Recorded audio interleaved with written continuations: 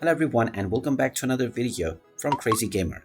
In this video, I'm going to show you how to contact the EA team for support. So let's get started right away. First of all, open up your web browser and then in the address bar type in ea.com and press enter. You will now be taken into the official Electronic Arts website.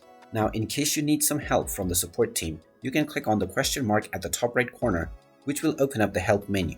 If you see your issue listed, then you can simply click on it, or you can also click on EA Help in order to gain additional support.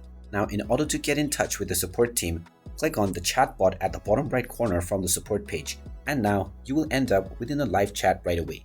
You can simply ask whichever question you wish within the Ask Me a Question box, and then send your query by clicking on the send button. Once you send any of your question that has been bothering you, you will get a response from the Q&A bot right away. And with this method, you will be able to solve any of your issues.